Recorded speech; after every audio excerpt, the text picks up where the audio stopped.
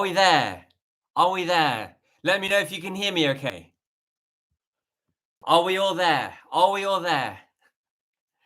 Good evening, everybody. Good evening. Great to see you all. Great to have you here. Let me know how you are. Yeah, there's a buzz in the air, isn't there? There's a different energy at the moment. We've got paper one tomorrow morning. Yes, let me know how you're all feeling. Put it into the comments. How's your revision been going? How are the nerves? Are you ready for tomorrow? Are you keen just to get things going? Let me know. Let me know. Yeah, let me know. Great. So many of you are here. Shows your mind is in the right place. You're keen to succeed. You're motivated students. You're top economists joining on this live stream. I'm very much looking forward to this stream, guys. I've got a lot of cool things to guide you with. Final advice, key tips, key things to make sure we're doing well tomorrow morning, key things to weigh up in this final time before paper one will all be coming your way. So great that you're here. Really absorb everything that will be coming in this stream. Make use of it and follow the advice when the exam comes tomorrow. But no, great to see you. Great to see you. Lots of you joining on at the moment as well. Yes. I want to know, guys, how are you all feeling? Let me know in the comments. I want to know, how's your revision been going? Are you looking forward to the exam tomorrow? Yeah. Can you wait to get your micro knowledge down? Put it into the comments. I really want to know. I want to feel everything that you're feeling. I can't wait. I love it when it's the first exam. Everyone's been working really hard. Finally, we can get going with micro. Paper two not long after. So here we go, guys. Here we go. Let's just dive straight in. I've got a lot of things that I want to get through. So take it all in. If you want to make notes alongside, feel free. This will be available later as well for you to watch back and just to gain anything you might have missed, but try and take it all in now and absorb it now. So here we go, guys. Let's get ready. Final advice, final things to make sure we're doing well for paper one tomorrow. The plan is to absolutely nail this exam together. That's what we're working towards. First thing I'll say, common errors that are made after paper one. Normally, I get a blitz of messages afterwards. People like quite upset, mistakes that they've made that they wish they thought about prior. There are three very common issues after paper one that people tend to complain about. Student complaints are twofold. Time management is going to be brutal tomorrow. If you don't know that already, we'll know it now. It is going to be very, very tough, especially because for lots of you guys, it's going to be your first exam, isn't it? So you're not necessarily warmed up for what exams are all about. You're not used to the pressures of the exam hall. You're not used to all the external distractions that will be there. You're not used to the clock. You're not used to that pressure of what it's like to sit an exam under those conditions. So it's very easy for time management to go out the window. Your hand is not trained either. No, you're not used to writing quickly. So my advice is you must have strategies for time management, knowing it's going to be brutal. I'll give you two tips when it comes to time management. First is for essays, long essays. Make an essay plan. The quicker you can do your essay plans, the better. So for a 25 marker, let's say, maximum 2 minutes, can you get an essay plan done? Can you write as little words as possible, whereby you know you can still write a detailed paragraph from it? That's what you should be able to do in exam conditions tomorrow. That will help you, because even though it takes a couple of minutes to do that, it will save you time as you're writing your essay, because there'll be no thinking. You know exactly what you need to write. It will just be writing, writing, writing. So that's tip number one for time management. Second is use the clock in the exam room as a target, This is something I did when I was your age. Time management was more brutal for me in my economics exams than they are for you guys. So I used the clock as a target. So for example, if you have an essay and it's 20 minutes you have available to write the essay, whatever the time is, so let's say it's 10 past 9 in the morning, you're going to be thinking 9:30 is my target time. And every time you look at the clock while you're writing this essay, you're going to be looking at 9:30 and assessing how you're doing. If halfway through that time, you're halfway through the essay, you know you're on time. Or if you're further ahead, you know that time is fine. But if you're behind, if you're not quite halfway through your essay, you know you've got to speed up, write quicker. You will be able to do that if you have to. Or you need to cut the amount that you're writing in your paragraphs to make sure you can finish this essay. But trust me, time management will be brutal. It's the #1 complaint that students have when they finish paper 1. I wish I thought more about time management. I wish I was on it more so. Make sure that's not you tomorrow. Make sure your time management is absolutely on it.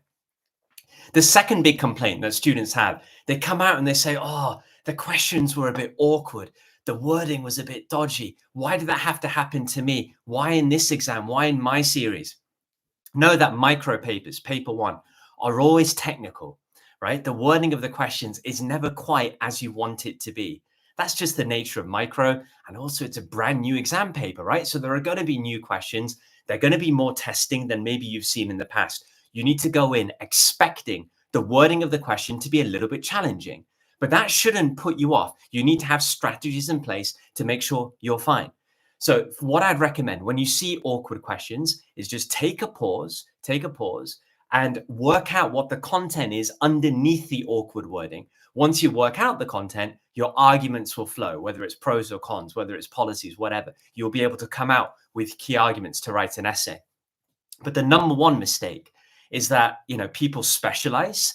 Students think, I like this topic area, I like that topic area. It then comes up in the exam and then they get giddy happy. Yes, I got it. Market failure is there or market structures is there. Yes. And then they forget to read the question.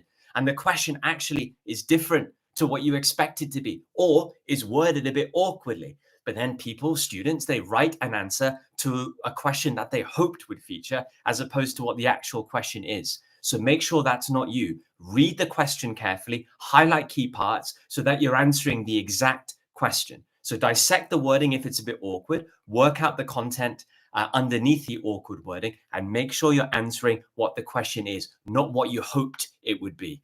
A big complaint that students often make there. Make sure you don't fall into those traps tomorrow. But then the next complaint is an examiner complaint. And they say a major issue, especially in paper 1, is that the students are not using the extracts well enough. The extracts are there for you to form an essay plan from. If you're not using extracts very well, examiners get annoyed. They often say in their feedback that, essays are not in the spirit of the question.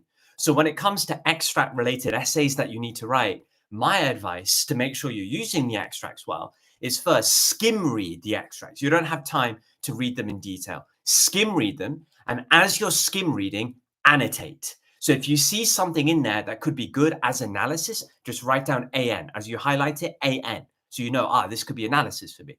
If you see something that could be evaluation, highlight it and write down EV. If you see something that could be good in a final judgment paragraph or a conclusion paragraph, just write down FJ for final judgment, right? Skim read and annotate. Then you can form your essay plan.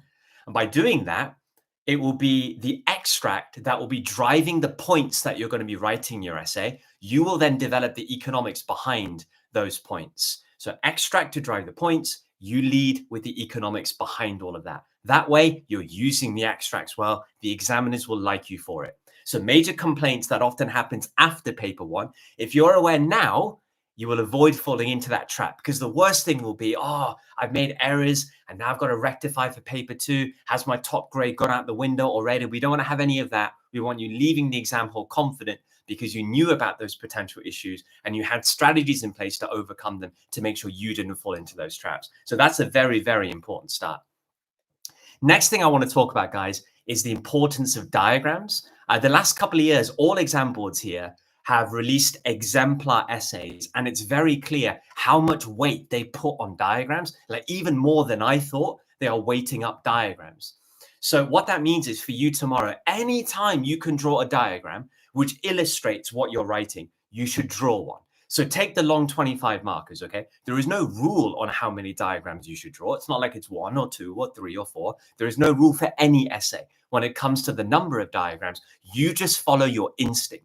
If you're writing something and you think instinctively that, there is a diagram I can draw to illustrate what I'm writing, you should draw it, whether it's an analysis, whether it's an evaluation. It will help you score more marks in both analysis and evaluation. So really push hard with the diagrams. Hopefully you've seen in my revision for 2024 exams playlist, there are 2 very strong diagrams. One of 5 stunning diagrams to really showcase great knowledge to the examiner and to wow the examiner. And another one, 7 power diagrams to really impress and back up your analysis and evaluation with. Make sure you watch both of those, and any diagrams you have in your notes in this final time before paper one, have a think to yourself, how can I use this diagram? Could it be good to help me analyze something? Could it be good to help me evaluate something? When you're revising diagrams, revise it in that way. What am I going to use it for? But just no extra weight is given to diagrams. Use them well. And when you draw them big, make sure they're accurate, label them well, and talk about them in your writing. Refer to the diagrams, D1 to D2, P1 to P2, Q1 to Q2. Refer to them, and that's how you get the full credit. I can't stress enough how important diagrams are. Trust me, use them well tomorrow. Now, topic areas we know are going to feature tomorrow, we just know are coming up tomorrow, are labor markets, market structures, market failure. These are big hitting topic areas. Hopefully, you've added weight to them already in your revision. You've given extra time to them. You're expecting questions on them. If not, you've got time to add a bit more weight and to make sure you're really good with them. Let's talk about all of them and make sure you revise them properly for likely questions that will be coming tomorrow. So take labor markets. The key is learning labor markets in a nice story. Revising it, learning it in a story means it's much easier to write essays about labor markets. Yes, it's a technical area of the course, but it's a great area to write essays on. The first part of labor markets is building up to a competitive labor market. So think to yourself, do you know about the demand curve for labor? What it looks like, why it sloped downwards, how it can shift, wage elasticity of demand? Can you do the same for supply? The supply curve of labor, why it slopes upwards, how it can shift, wage elasticity of supply? Then you put the two together. We understand a competitive labor market, how it works, but also the benefits of a competitive labor market. That's kind of the first part of labor market study and revision, is really getting to how a competitive labor market works and what the benefits are. The next part of labor market is breaking down the assumptions of a competitive labor market and going to labor market failures, the ones you need to know: monopsony labor market, the role of trade unions, and the risk of wage differentials. For all of those potential issues, you understand the consequences of them and, where relevant, policy solutions to deal with them. That's labor market. That's literally it. And if you're going to get essays, which you are, labor market will be coming out tomorrow, big time, as a big essay. They will be linked to any of those things. Nothing else will just be linked to those things. So revising labor market in that story, understanding it in that story, will make it so easy to write labor market essays on. Now, market structures. This is coming up tomorrow, I guarantee it. And again, hopefully, if you watch my hot topics video, you've weighed up the key market structures that you need to know in a lot of detail. But here's another checklist for you. When it comes to market structures, a neat way to get your head around them very easily is by following a 3-point checklist. For every single market structure, do you know your characteristics? Because they define the market structure. Do you know your diagrams? Because the diagrams illustrate how the market structure works, but they also illustrate how firms are behaving, the prices they're charging, the quantities they're producing, the profits they're making, but also how efficient they are. And that takes you to the third bit. The third bit of your market structures is knowing the pros and cons of them all. And really, the pros and cons of market structures are efficiencies. Efficiencies dominate market structures. They're the backbone of market structures. If a market structure is achieving efficiencies, we're talking allocative, productive, X, and dynamic, well, then they're pros of that market structure. If a market structure is not achieving those efficiencies, well, they are cons of that market structure. So efficiencies really will dominate your pros and cons, but you should have your pros and cons listed out, as well as the efficiencies, other pros and cons as well. And then you're good to go. You'll be able to write market structure essays very easily. So if you haven't revised them in that way, maybe spend the last bit of time before paper one just going through them like that. It'll make it easy for you to write essays. But also know that there are really cool ways to evaluate market structures. Let me give you some really kick-ass evaluation points that you can use when you're writing market structure essays. So let's say you're evaluating competitive markets or you're evaluating concentrated markets. You can always evaluate with the level of economies of scale being achieved. So take a competitive market. We know how, in theory, strongly competitive markets will reach productive efficiency. But then your evaluation can be, yeah, there's productive efficiency, but what about the level of economies of scale that these small firms are able to achieve? Maybe very low compared to a monopoly in a much more concentrated market. which we know is productively inefficient, but given its size, might be able to exploit significantly greater economies of scale, and thus might actually be able to price lower and produce higher quantities than tiny firms in cutthroat competitive markets. Lovely evaluation point. You can also use that to counter the productive inefficiency of monopolies or oligopolies in concentrated markets. You can always evaluate with natural monopoly. We know that in natural monopoly, competition is highly undesirable. So a nice way to evaluate the benefits of a competitive market and say in a natural monopoly, competition would be quite bad. Productive inefficiency would occur. Allocative inefficiency would occur. So a regulated natural monopoly would be more desirable than a competitive market within a natural monopoly. What else? The role of contestability is a great way to evaluate concentrated markets, which in theory are statically inefficient and terrible news for consumers. But then an evaluation, but if the market is contestable, there is no guarantee that outcomes need to be against the consumer interest. Maybe the behavior of firms within those markets is much more competitive given that threat of competition. So the role of contestability, changing the way in which firms behave, maybe acting more efficiently, acting more in the consumer interest, is a lovely evaluation point to make. One of my favorites is this: weighing up static versus dynamic efficiency. So we know in competitive markets, we tend to get static efficiency, but maybe losing out a bit on dynamic efficiency. Whereas in concentrated markets, it's the opposite. So to weigh up static versus dynamic, think about the nature of the market. If the market is a necessity market, right, well, then static efficiency matters more.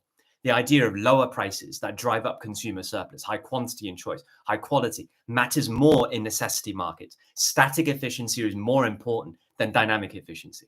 But in more luxury markets, maybe actually consumers are willing to forego some static efficiency. Maybe they're willing to pay slightly higher prices in order for there to be dynamic efficiency and tech advancement, innovation, investment over time, brand new innovative goods and services that consumers are craving. In luxury markets, I think that would outweigh the benefits of static efficiency. So that's a lovely argument to make, I think, in evaluation.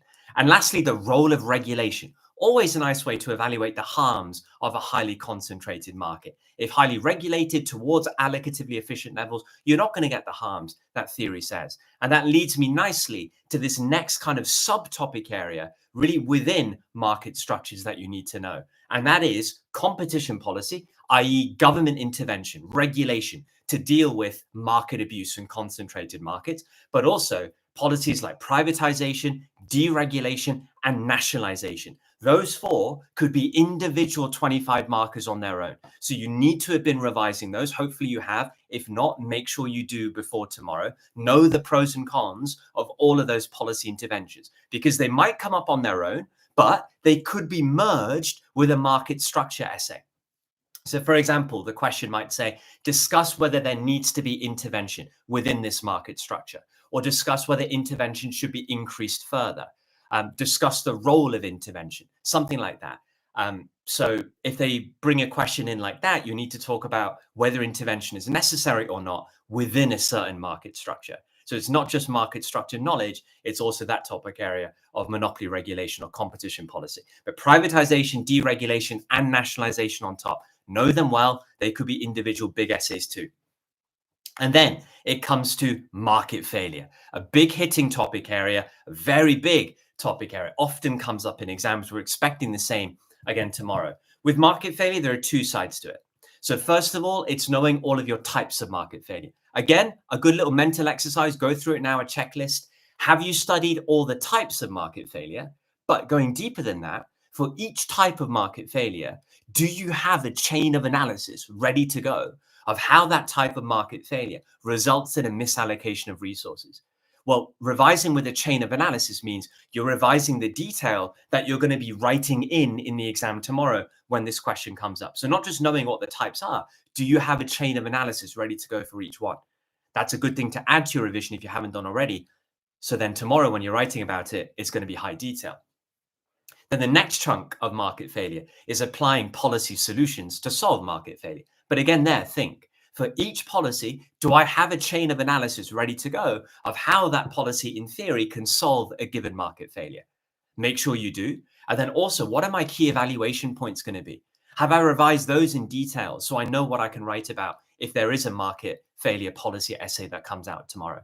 So make sure you're revising that way. Another thing I recommend that you do, when market failure essays come up, they're often tied to context, to real world examples, right?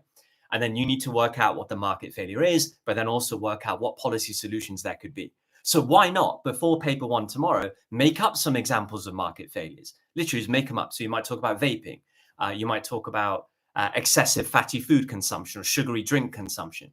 You might talk about online gambling.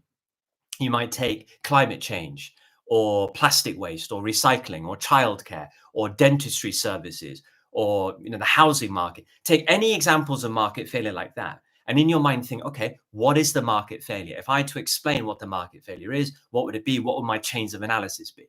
But then think, okay, what could policy solutions be to those market failures? Think on the spot like that, because if a question comes up tomorrow on market failure, that's what you'll need to be doing on the spot. I'll also give you great evaluation points that you can use in any market failure long essay question, slightly more novel, slightly different points, which are always good to think about. So one of my favorites of market failure policy essays is evaluating with, well, could there be a market solution instead? Because we always go to government intervention, don't we, as a way to fix market failures. But no, that market forces or the role of the market itself can actually solve its own failures. Now, what is that? What is the market solution? Well, it's private, profit-motivated firms in the free market who can spot gaps in the market. By plugging that gap, they could be solving a market failure. Think about electric cars, the amount of private investment going into making electric cars really good and better, solving a market failure with fuel-powered cars. Think about private providers of alternatives to single-use plastics. They spotted a gap in the market, they plugged it, solved the market failure in the process. Look what's happening with planes, a lot of private investment going into electric planes. Think about plant-based alternatives to meat and dairy. We know there are negative externalities to the production and consumption of meat and dairy products, but now we have a lot of plant-based alternatives, a private solution, a market-based solution. So private firms using their profit motives, spotting gaps, could then actually be solving market failures. Second eval point, you can always weigh up the risk of government failure. It's in all of your courses, but very weakly used in exams. So remember what the causes of government failure are: when policies are very expensive, when there are unintended consequences from intervention, when governments lack information, which they often do. There is a risk then of the costs of intervention outweighing the benefits. So by weighing up government failure, it can then lean you against certain policies that in your mind carry a high risk and push you in favor of other policies which you think carry a lesser risk of government failure. So consider that. But also you can worry about the negative impact of heavy-handed government intervention on individual freedom and liberty and choice. One of the major benefits of the free market can be taken away by heavy-handed government intervention.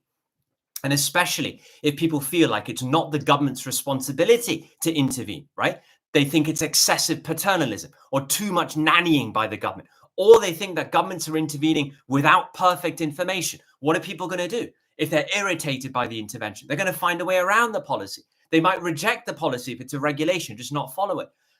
Or they might protest against it to get it U-turn. Nice things to talk about, novel evaluation points to make you stand out.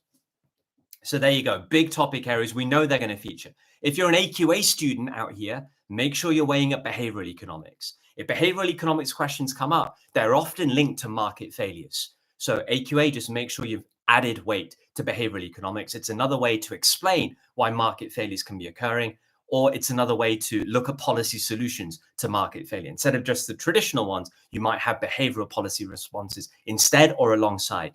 So weigh that up as well as your traditional policies AQA students.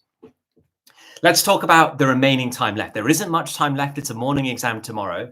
I recommend that you guys should be doing three things. First of all, content mastery. You need to be razor sharp, razor sharp when it comes to content tomorrow. Like so good with content. So whatever the questions are, you're going to be quick to come out with content, points, analysis points, eval points, razor sharp content. Go through the entire course, topic by topic before paper one tomorrow. Just make sure your content is really, really sharp and test yourself with it. Second, essay planning. But do it under time conditions. That's what you're going to have to do tomorrow. So if you can do, let's say, a 25 marker in 2 minutes, perfect. So lots of essay planning covering a wide variety of essays is a worthwhile thing to do, but under time pressure. The last thing I recommend is visualize what it's going to be like in the exam tomorrow. So maybe just close your eyes, get yourself into a mind space where you're sitting the exam, you're in the exam hall, and just break down the entire paper and think about what you're going to do, how you're going to answer questions, what your strategies are going to be, how you're going to stick to time management, how are you going to use the extract, what are the structure of the essays going to be, what are my techniques going to be. Just break down the entire paper and just visualize it, go through it. Go through it. Even the few minutes before you start the paper, when they're handing out the paper, that can be an irritating time, can't it? That's where nerves can creep in. That's where panic can creep in. How are you going to manage that? Are you going to have breathing exercises to make sure that you stay calm? Is it doing a bit of meditation, maybe closing your eyes, doing that? Is it a bit of mindfulness? If it's none of that, just think, how are you going to stay calm and make sure when the examiner says you can start, that you're just going to rock through? Have strategies in place for that. But breaking down the paper visually, mentally, just means that when the examiner says start tomorrow, you know exactly what you're going to do. You're going to be in your own bubble. And really, that's what tomorrow is all about, isn't it, guys? It's all about you. It's all about you being in your own bubble. It's your time to shine. It's 2 years of hard work, 2 years of dedication, 2 years of micro knowledge. That's all going to be put out tomorrow. That's what this exam is all about. And boy, there's a lot on the line. You guys have got very bright futures. I know what you guys are working towards, and it sounds incredible. That's what we're playing for tomorrow. We're trying to get you to that picture, right? We want you to have that beautiful house in the future. We want you to have a beautiful husband, a beautiful wife, a beautiful set of children. We want you to be in a great job, earning great income, living wherever you want, the ability to go on holidays anywhere you want in the world. That's what we're playing towards tomorrow. That's what's on the line with these exams. And it doesn't matter what the examiner puts in your way, okay? Whether the questions are slightly awkwardly worded, whether the examiner is trying to set traps, it doesn't matter. You're going to slay that examiner down because you've put the hard work in. I've seen it, the dedication you've put in. Yeah, that's right. The depth of revision you've put in. You have that content mastery. You have that content knowledge. So tomorrow, be bold. Don't let the examiner win. You're going to win. You're going to take down the examiner. You're going to lay it all out there. You're going to leave the exam room thinking of that picture. Yeah, the examiner tried to trap me. The examiner tried to knock me down. The examiner tried to ruin that picture. But nah, you're going to walk out tomorrow saying, I've got the house. I've got the family. I've got the job. I've got the income. Oh, I've got those holidays. That's right. Because I laid it all down. I fought against that examiner. I slayed it. Everything that I had up my sleeve, I put it down there. That's what you're doing tomorrow. All this hard work, you're not going to leave it all behind, are you? No. You're going to go in there. You have those strategies. You're going to put it all down. You're going to fight hard, okay? Leave nothing behind. Leave the exam hall feeling good, knowing what your future is going to be. That's what we're working towards in this exam. Feeling good. So then when paper 2 comes on Monday, you're going to be motivated for 4 or 5 days. Yeah, now let's go and do exactly the same for paper 2. Feeling good, not feeling down. You've done all the hard work. You show that examiner how good you are, how amazing you are, that you deserve that future. That's what tomorrow is all about. So feel good. I know for lots of you, it's your first exam, but go in there motivated. Go in there hard. Go in there like you're ready. You're full of steel. You're ready to fight. That's what it's about tomorrow. And I know you're going to absolutely blitz it. You are. And you're going to let me know about it as well, aren't you? So I wish you well, guys. Follow all the advice I've given just now. Really helpful stuff there. And trust me with everything I said, especially at the start, the most common mistakes that students make, the most common complaints there are. Please don't let that be you. Just make sure you follow the advice. Go and blitz it. I know you absolutely will. And then we're going to do the same again for macro. Loads more to come from me to help you there as well. I'm not going to stop until your exams are over. We're in this journey together. So thanks very much for tuning in, guys. Hope you enjoyed it. Hope you found it useful. Trust me, follow the advice. Let me know how it goes tomorrow. And then we go again for paper 2. I wish you all the best, guys. Thank you so much for the interaction. For those of you who donated, I appreciate all your support. It's you guys that keep me going, that keeps the fire burning. So go well tomorrow. Absolutely nail it. Leave nothing behind. You fight. It's your future on the line. And we'll go again for paper 2. Thanks very much, guys. Enjoy it tomorrow. All the best.